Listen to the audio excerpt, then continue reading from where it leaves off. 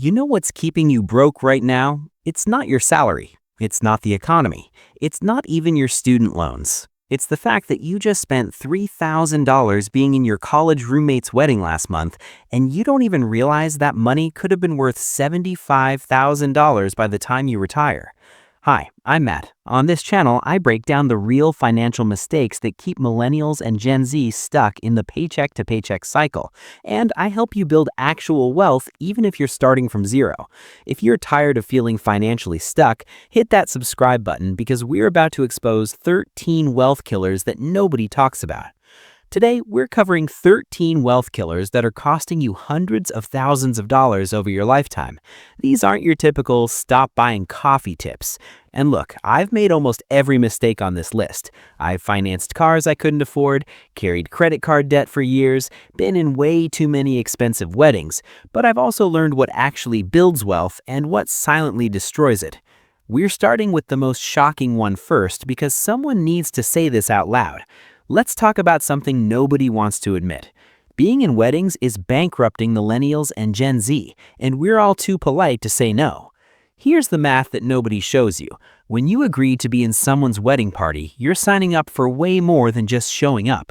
You've got the bachelor or bachelorette party, which averages $1,200 if it involves any kind of travel. Miami, Vegas, Nashville, pick your poison.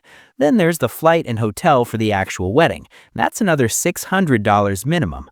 The gift registry, you can't show up empty-handed, that's $200. And if you're a bridesmaid, that dress you'll wear once costs $300. Or if you're a groomsman, the tux rental is $250. Add it all up and you're looking at $1,500 to $2,000 per wedding. The average person in their late 20s is in 4 to 5 weddings over a 3-year span. That's $7,000 to $10,000. If you invested that $10,000 at 8% return over 30 years, you'd have around $100,000. $100,000. That's the actual cost of being the good friend who says yes to every wedding party invitation. And here's what I learned the hard way. Most of those people I spent thousands being in their weddings, I don't even talk to anymore. You're allowed to say no. You can still celebrate your friend as a regular guest without dropping $2,000 you don't have. The bride or groom might be disappointed for a week, but your bank account will thank you for 30 years. Now, let's talk about the single biggest financial mistake I see people make when they're starting their careers, and it happens before they even get their first paycheck. They don't negotiate their starting salary. 68% of millennials never negotiate their first job offer. They're just so happy to have a job, so grateful that someone wants to hire them, that when they get that offer letter, they say yes immediately. And I get it, I did the same thing. But here's the math that'll make you sick. Let's say you get offered $50,000 for your first job. You're thrilled. You accept immediately. Your friend gets the same offer but negotiates and gets $55,000, just $5,000 more.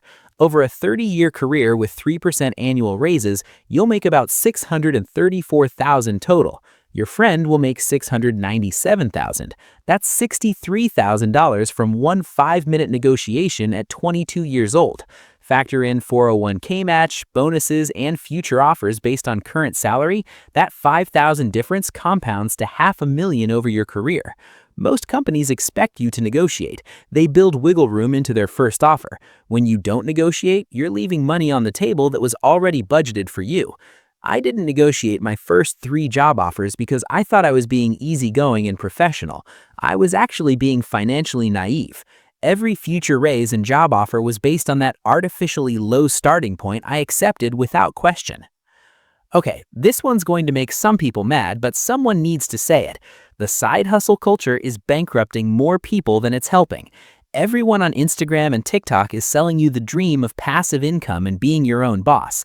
Dropshipping, Amazon FBA, day trading, crypto, print on demand, digital products. And look, I'm not saying entrepreneurship is bad. I'm saying the way it's being sold to 20 and 30-year-olds right now is a straight-up money trap. Here's what actually happens. You spend $3,000 on a course promising $10,000 a month with Amazon FBA. You spend $5,000 in inventory. 3 months later, you've made $200 in revenue. You're down $7,800 and hundreds of hours.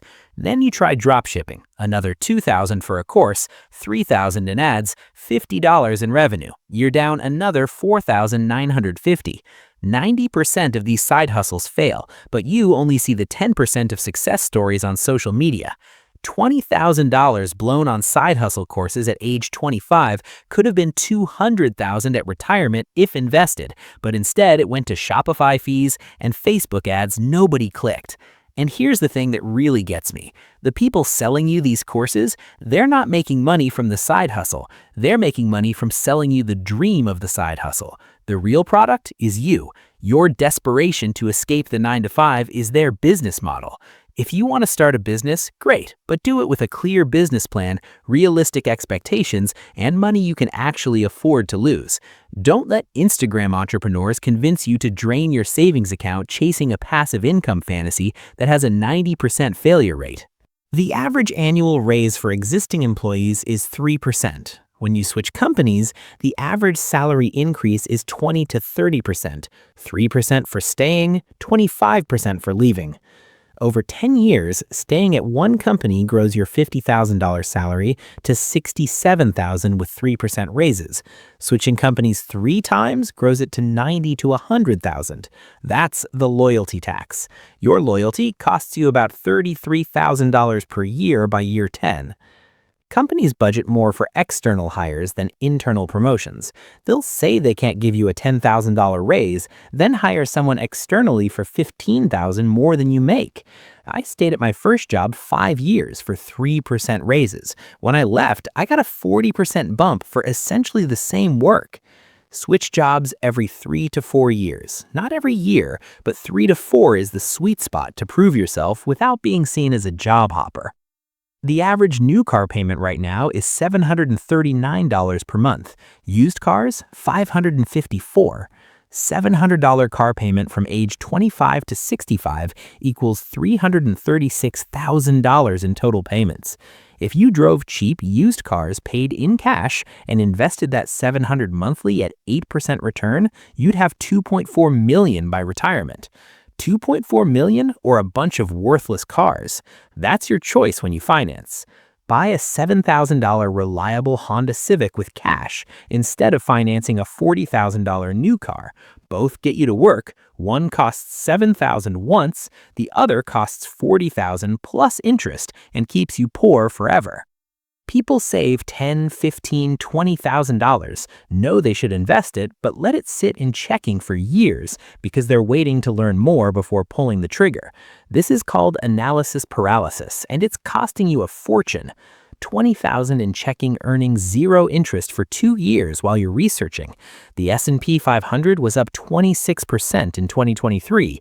If you'd invested 2 years ago, you'd have $29,000 now, but because you waited for the perfect strategy, you still have $20,000. With inflation, that's actually $17,000 in purchasing power. Your perfectionism cost you $12,000. The perfect strategy doesn't exist. The best investment is the one you actually make. A decent plan started today beats a perfect plan started someday. Open a Roth IRA, invest in a target date fund or total market index, set up automatic contributions. Done. You can optimize as you go, but that simple plan beats sitting on cash every time. I had $12,000 sitting in my checking for 3 years in my 20s. I was going to invest as soon as I understood everything perfectly. Those were some of the best market years in history. That $12,000 could have been $20,000, but I was too scared of making a mistake to make any move at all. Pause for a second. We're about halfway through this video, and if you're still watching, you're already ahead of most people your age. Most people will click away because these truths are uncomfortable, but understanding these wealth killers is how you actually build wealth in your 20s and 30s. And here's the thing, the next 7 wealth killers are the ones that seem small, but add up to massive losses. Stick with me because in the next 3 minutes, I'm revealing the compound interest formula that most people don't discover until it's too late. The average American carries $6,500 in credit card debt at 24.37% interest. That's insane. The stock market averages 8 to 10%. If you're carrying credit card balances while trying to invest, you're running on a backwards treadmill.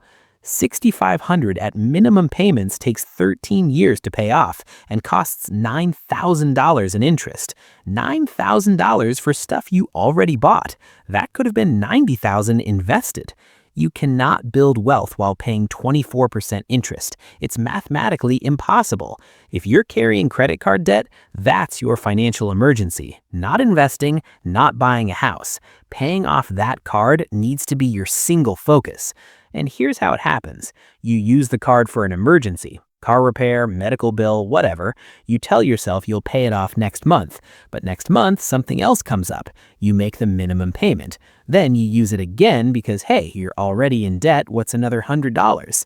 Before you know it, you have 3 cards, all carrying balances, and you're paying $300 a month just in interest alone. That's $3,600 a year lighting on fire. Everyone talks about 401k match, but what about all those other benefits you're ignoring that cost you thousands every year? Health savings account with high deductible plans saves you about $1,000 per year in taxes. FSA for medical or dependent care saves another $500 to $700 in taxes. ESPP lets you buy company stock at 15% discount. That's $1,500 in free money annually. Let me break that down. You set aside $10,000 over the year to buy your company's stock. On purchase day, the stock is worth $100, but you pay $85. Instant $1,500 gain, and you can sell immediately if you want.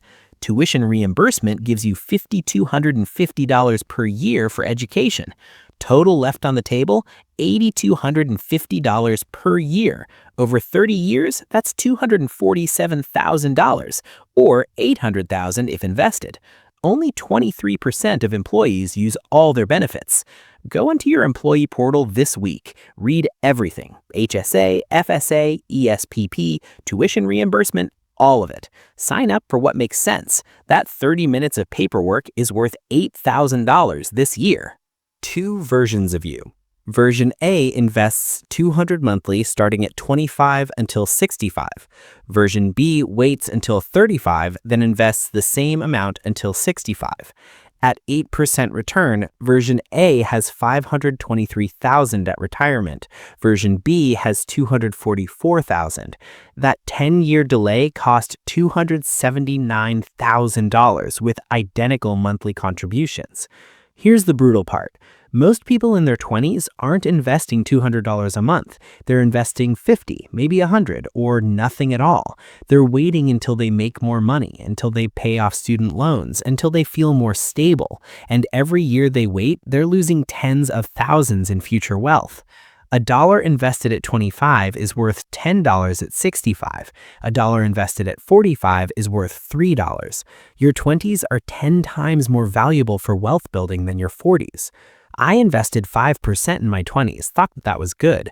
If I'd done 15% instead, I'd have $500,000 more at retirement. Every $100 you spend on stuff that doesn't matter is $1,000 you won't have at retirement. Wealthy people lived broke in their 20s even when they weren't. They invested aggressively early, then relaxed spending later with a solid foundation. Everyone else does the opposite and panics in their 40s when they realize they have nothing saved. Every time you get a raise, you immediately increase spending to match. It feels natural, but it keeps you middle class forever. First job at $50,000. You get an apartment, car payment, start going out, living at your means. 3 years later, $60,000. You upgrade your apartment, eat out more, finance a nicer car. Within 6 months, you're living at your new means and don't feel richer. 5 years later, you're making $80,000, but still living paycheck to paycheck. How? Because every time income went up, spending went up proportionally. This is why people making $150,000 feel broke. They're trapped in the lifestyle inflation cycle where spending always rises to meet income. Wealthy people act differently. $10,000 raise, they act like they got $5,000. The other $5,000 goes to investments before they see it. Lifestyle improves slowly and intentionally, not automatically. I fell into this trap hard. Every promotion, every raise, I immediately felt like I deserved to spend more.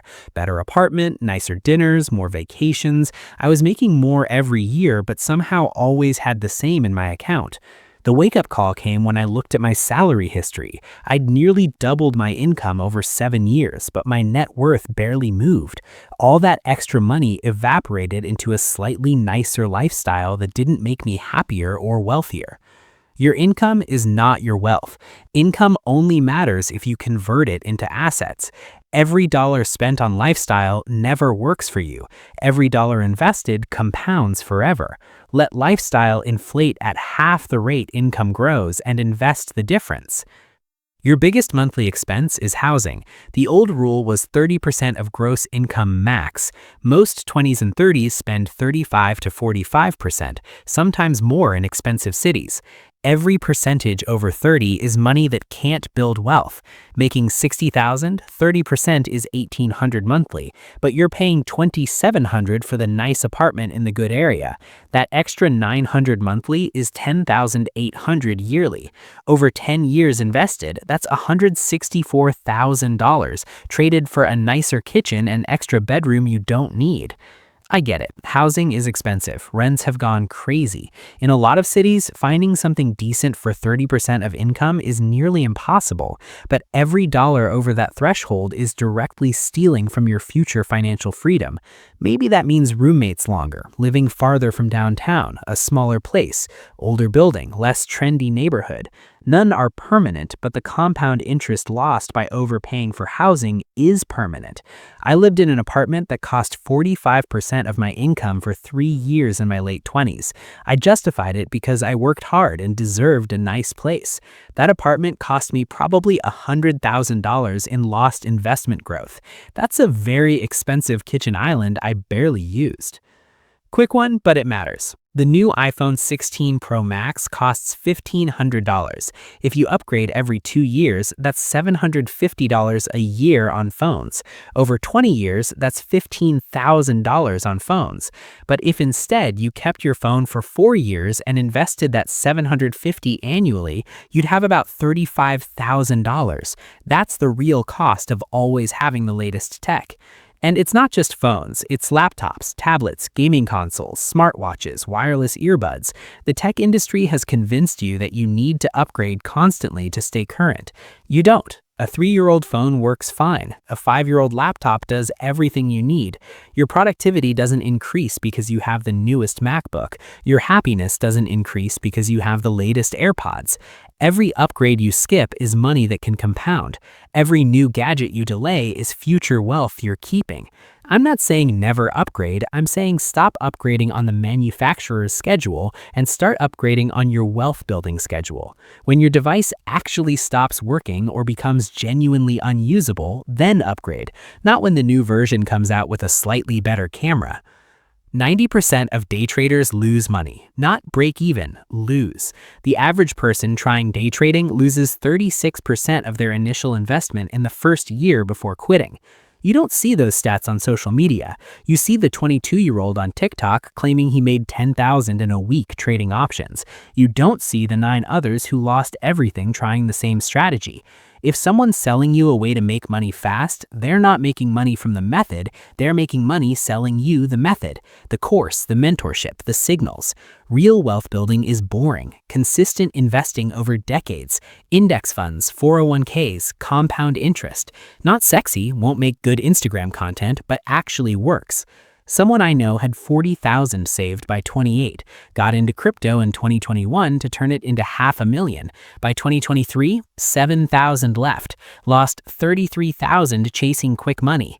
In an S&P 500 index fund, they'd have $55,000 now and growing. These 13 wealth killers seem like small decisions in the moment, saying yes to a wedding, not negotiating salary, buying a newer car, keeping money in checking.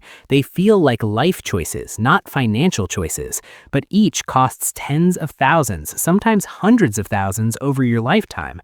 Most people don't realize it until they're 45, wondering why they're still struggling despite decent income.